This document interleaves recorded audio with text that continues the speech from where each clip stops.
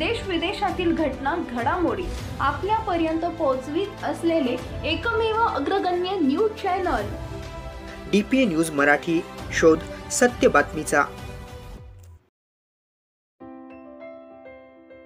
शिवसेना पक्षप्रमुख उद्धव ठाकरे यांच्या वाढदिवसानिमित्त राज्याच्या कानाकोपऱ्यामधून शिवसैनिक मातोश्रीवर दाखल झाले।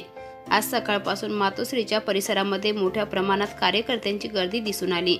मातोश्रीच्या मुख्य स्वारगेटला फुलांनी सजवण्यात आले होते। मातोश्रीच्या परिसरात विद्युत रोषणाई करण्यात आली। महाराष्ट्र राज्यामधून शिवसेनेत आपल्या नेत्याला वाढदिवसाच्या शुभेच्छा देण्यासाठी निष्ठेने आला होता। दादर येथील शिवसेना भावाला विद्युत रोषणाई केली होती। नेत्यांकडून दादर परिसरात आणि मातोश्रीच्या परिसरात शुभेच्छांचे बॅनर लावले होते। जिल्ह्यामध्ये विविध कार्यक्रमांचे आयोजन करण्यात आले होते। आरोग्य तपासणी, छत्र्या वाटप, स्वच्छता मोहीम, शासकीय योजनेचा पाठपुरावा अनेक विषयांवर जनजागृती करण्यात आली। DPA न्यूजसाठी प्रतिनिधी योगेश साबळे, मुंबई।